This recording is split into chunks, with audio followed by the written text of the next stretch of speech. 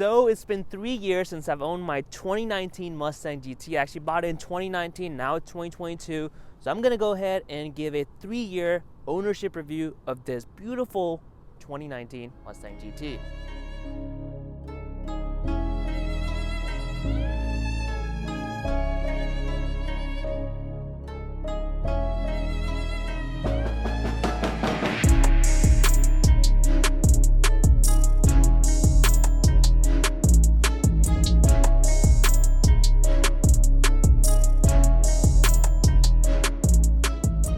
This ownership review should help you out if you're in the market to be purchasing one of these S550 Mustang. In my case, the post-refresh model, which is 2018 and up. I do have close to 34,000 miles. I did do a 30,000 mile review on my channel as well, which actually covers some of the maintenance I've had to pay, some of the reliability concerns I've had to deal with. So if you're looking for an owner's perspective of actually how much it costs to maintain these kind of cars, then I highly suggest you check out that video, but that will pretty much highlight all of this stuff with the maintenance dollars and reliability concern I've had throughout the ownership of this Mustang. Now, for purposes of this video, I actually want to cover 4 things specifically: how I actually got the car in terms of the packages it came with, all the mods I've done so far in the 3 years ownership of this 2019 Mustang GT, what I love about it, and unfortunately what I don't like about it. Some of the things are minor, some of this can be a little bit deal breaker. With that being said, let's dive right into the video. All right, so I want to start off with what I actually got on this car. So this is a 2019 Mustang GT Premium. As you can see from the exterior of it, it does come with the black accent package, which comes with these beautiful wheels, blacked out emblems, and my personal favorite is actually this blacked out roof, which really sets the car apart. Now, this is a 401A package, which is, you can consider that as more of a GT Premium Plus, I guess. So you got all the leather seat that you would get standard with the GT, but you also get the beautiful digital dash. The digital dash, in my opinion, really sets this car apart compared to the base models or even the regular premium ones. It does come with the Sync 3 system, so it's got 8-inch screen as well, and I went ahead with the automatic transmission as opposed to the MT82. Now, with the MT82, there have been some concerns. They have been resolved for 2020 model year, but at least for 2019 there were some concerns, so I did not want to opt for that. So this is a 10-speed transmission, which actually is, I've got a lot of great things to say about it, which I'll mention later in the video. And one other feature that does come with is the active exhaust. So it gives you 4 different modes: quiet, normal, sport, and track, which I personally love. I did upgrade to the Corsa Extreme active exhaust. So this car is pretty much fully loaded in terms of amenities you can get. It does not come with any of the Performance Pack 1 or 2. So this is a pretty much premium fully loaded cars in terms of the digital dash, heated seats, cool seats, and all of that stuff. You get all these amenities.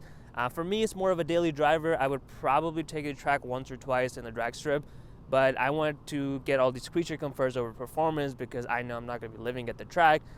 So Performance Pack 1, I know it also has a rough suspension. You do get benefits of obviously improved handling, improved stance, and better tires. But for my purposes, that's what I wanted to go for. So this is pretty much fully loaded, as you can expect. Now, talking about some of the mods I've done in 3 years of my ownership, believe it or not, first couple of years I did not do much because I wanted to kind of wait until the warranty settled down or whatever. Now let's talk about the first mod that you probably just saw is the Corsa Extreme active exhaust. So this Corsa Extreme active exhaust actually retains all the factory active exhaust feature, but it is absolutely loud compared to the stock ones. And the best part about it is, like, when you do put these in quiet mode, it's completely quiet, so you don't really feel, annoying your neighbors or anything like that. And the next mod I did on my Mustang was actually the 20% tin all around. Nothing fancy, just a regular tin, but that, in my opinion, has really changed the look of the car, especially with the black roof over there and having 20% tin, has made the car look a lot more aggressive. I don't have any tin in the front because I feel like with a red, loud car, I don't want to deal with cops. Now, the other 2 mods I did were kind of small. I did get, well, there's not really a mod, but I did get my Red 50 sticker for some of the car meets, and I did get these paddle shifters extensions, which kind of extend the paddle shifters out, basically, and also kind of matches the red on the exterior of the body. Now, obviously, that's a small mod, did not really add much to the experience of the Mustang. Now, let's talk about the last 2 mods I've done, which have been actually pretty recent, that has completely transformed the look of the car. And that is, first up, is going to be the GT500 spoiler. This GT500 spoiler has completely changed the look of the car. It looks very aggressive. I actually got it from Amazon. I'll leave the link in the description if you guys want to check this specific one out. But look at it. I mean, from the side, it sticks out much further. And even if you like back up a little bit, it just completely transformed the side profile of the car. I absolutely love it compared to the stock spoiler. Which the stock spoiler was still part of the Black Accent package, but it did not raise up from the trunk itself. This one looks a lot more aggressive. And to top it all off, the last mod so far I've done on this Mustang is actually the lowering springs. And check out that stance. It has completely changed the way the car looks. Lowering the car, having the GT500 spoiler has completely changed the look of this car. I have to be honest with you. Now, before I lowered it, I was probably able to get 3 to 4 fingers in here now. Now I can barely squeeze 2. So you can kind of see how much difference it has made. The springs I went ahead was the INSTA Sport Progressive Springs, which does a 1.1 inch drop in the front and 1 inch drop in the back, which in my opinion is perfect for a daily driven car. You could go with some of these aggressive ones like iBox Sport lines, but that would mean your car's going to be significantly lower and you have to be careful with the speed bumps and everything. So far right now, my ride quality has been pretty much like stock, but better. I was honestly afraid that getting the lowering springs, since it is my daily driver, I'm going to run into a lot of issues with, you know, dealing with bad roads and all of that. So far, none of that has come up.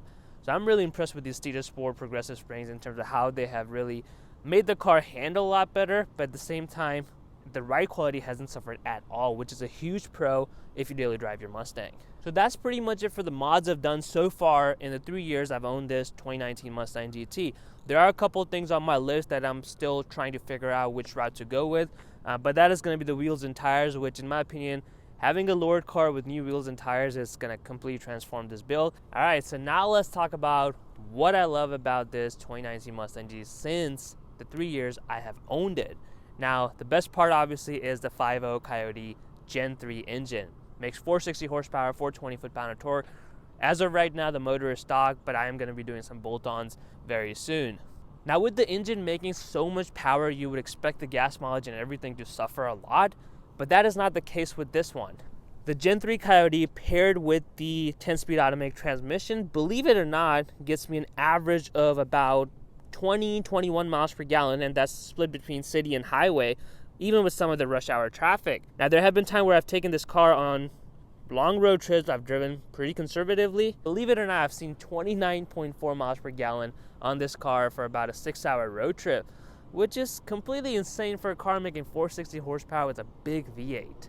Was obviously contributing to that really good gas mileage is actually the 10-speed transmission, which is another thing I love about this car. The 10-speed transmission can be a little problematic with its quirky shifting here and there, but I have to say, in terms of keeping the revs low on the highway, that's primarily the thing. Like, if I am driving on the highway conservatively, I'm barely crossing 1500 RPM or so.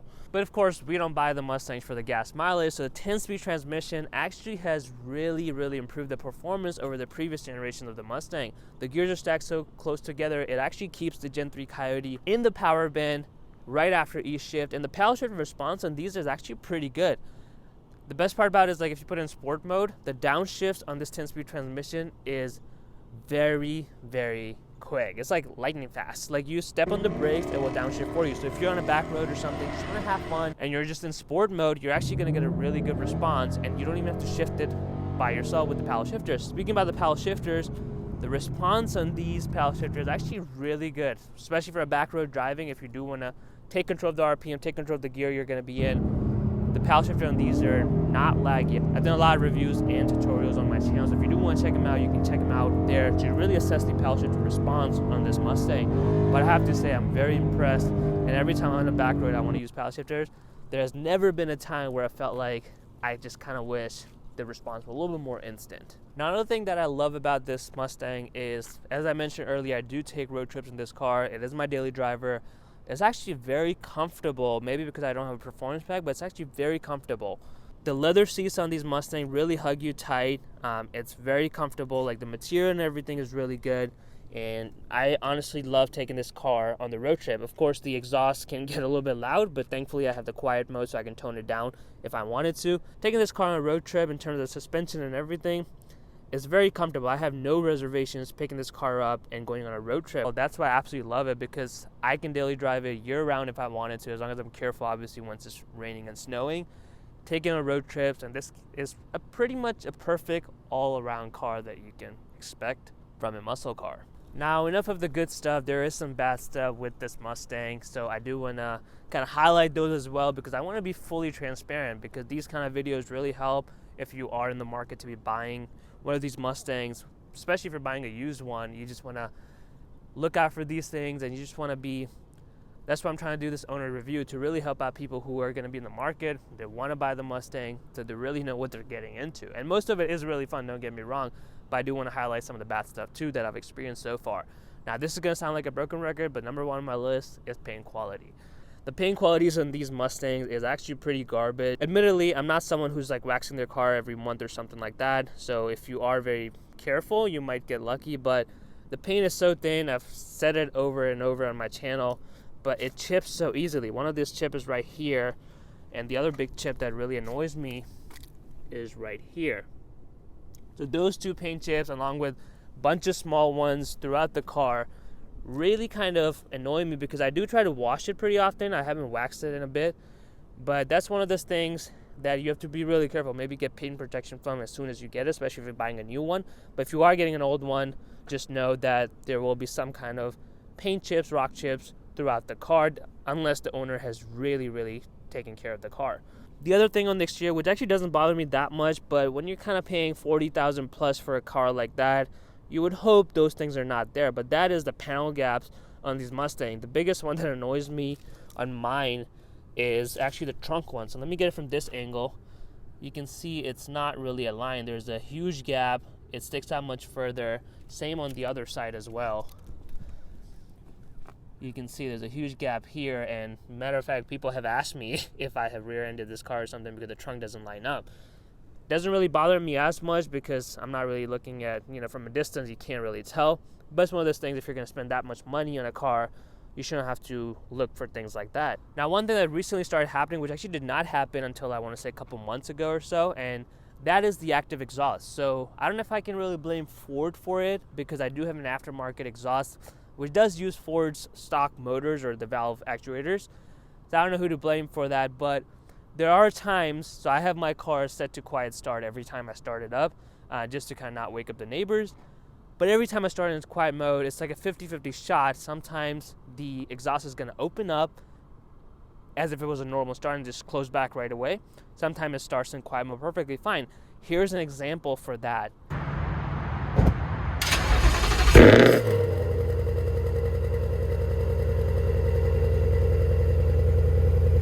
So as you saw from that, it's like for a split second it opens up, then it closes back. I'm actually out of warranty, so I can't really take it to Ford and have them fix it. It started happening since it got cold, so I don't know if it has to do with that. It did not do it last year, so I'm just hoping it goes away. If not, I'm probably gonna have to live with it, because like a 50-50 shot doesn't happen all the time. Now, one of the last issues I have with this car, which is, I don't know, it's a blessing and a curse, is a 10-speed transmission. 99% of the time, it runs really good. Like, it shifts really good, but there are times where it gets, occasional jerky shifting. So if you are in the market, you're looking for the 10-speed specifically like this one, I suggest test driving it properly, really putting in sport mode, trying out the paddle shifters and everything, because there are times where it's going to give you an occasional harsh shift, which it doesn't bother me. I've gotten used to it, but I would have liked it to be a little bit more smoother throughout like all driving conditions. When it first started actually happening, that was even worse, because it would downshift really harsh if I was in 10th gear, and I actually took it into the dealership where they were able to fix it. They found a corrupted file, so they resetted the system, and they had to kind of relearn the adaptive learning system for the transmission, and that issue has gone away. Now it's just basically occasional. If I'm shifting into third or fifth, it would jerk a little bit, and that's kind of annoying. Doesn't bother me as much, because it doesn't happen all the time, to be honest with you. But again, it's one of those things that shouldn't be happening. I know 10-speed was a new transmission for these 2018 and up Mustangs, so they were still figuring out the quirks. but I would expected that, you know, there should be some patch where they can update this transmission software and just get rid of this problem. Well, guys, that's all I have for my 3-year ownership review of my 2019 Mustang GT. Now, if I had to kind of conclude on it, and if I was to suggest it to someone, like one of my friends buying it, or, you know, would I buy it again, I would say yes. Like, there are so many pros to this Mustang GT in terms of the power, the gas mileage you get from it. It looks really good, comfortable to drive on road trips and all of that. It's pretty much like a win-win in terms of what you can get for an all-around car. The issues I've experienced with this car have been relatively minor. There's not something where the car has been sitting in the dealership for weeks or months where I'm kind of stuck without a car. All of these are pretty much, you know, minor issues, what I would call them, minor annoyances. And once you own the car, hear the beautiful Corsa Extreme, take it to 7,400 RPM, you kind of forget about all of that. The best thing is, since it is a Mustang, obviously there's so many mods that are available. So I've started modding the car now with like the spoiler, the lowering springs, wheels and tires.